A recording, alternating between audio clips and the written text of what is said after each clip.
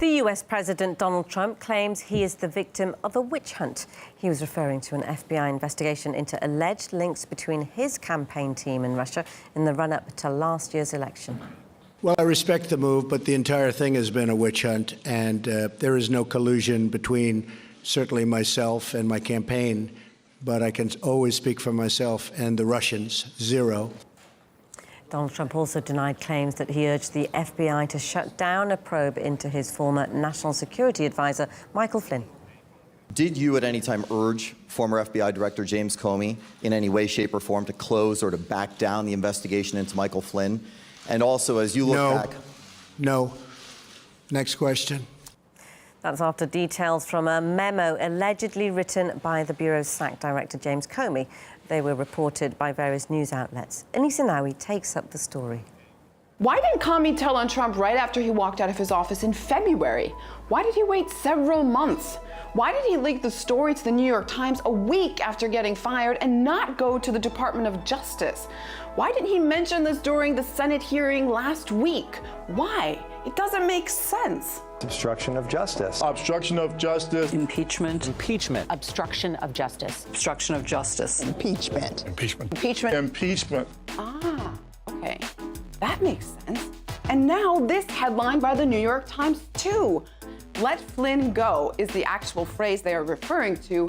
And who cares that no one, including the New York Times, has seen this memo, which is unclassified, but has not been published for some reason. It was read to a Times reporter by an unnamed source. Does it even matter when all you want to do is throw the clown out of the circus at any cost? Whatever he does is bad, dangerous, and irresponsible. Like warning the Russians about ISIS trying to use laptops as bombs on passenger planes.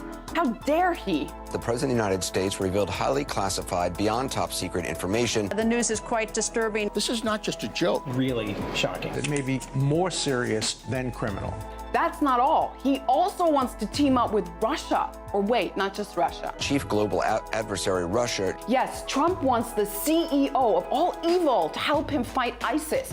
It all happened during a meeting with the Soviets. This picture was offered up by Soviet media. U.S. media wasn't invited. Those Soviets know everything. Forget they haven't existed for 26 years. Right now, what's important is that Trump is trying to cooperate with the enemy.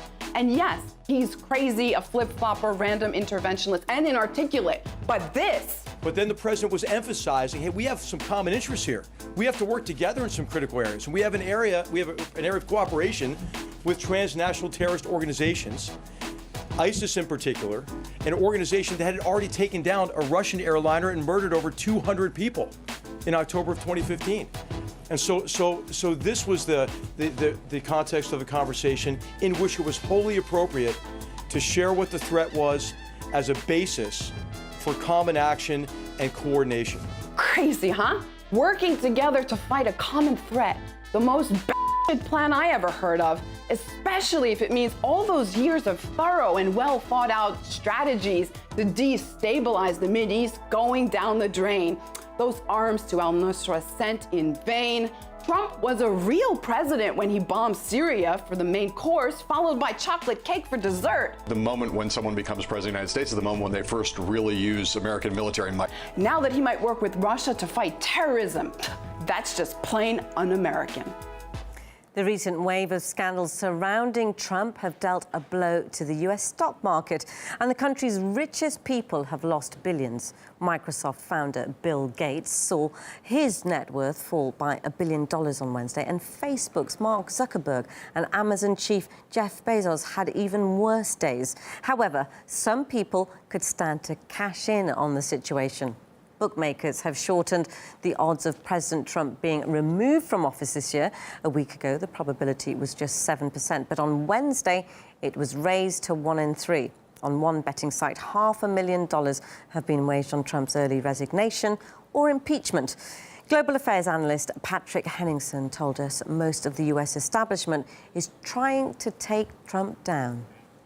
I would just call it, an all-out political smear campaign and just takedown operation, which has been going on long before he was even sworn in as president. So this is really something that's been going on since both the Democrat and Republican conventions convened last summer. He is a victim of this politically, specifically the media, the establishment, the Democratic Party, and elements within the Republican Party have all conspired to target this president, to undermine this president, to use this president to damage or compromise or undermine positive U.S. bilateral relations with Russia.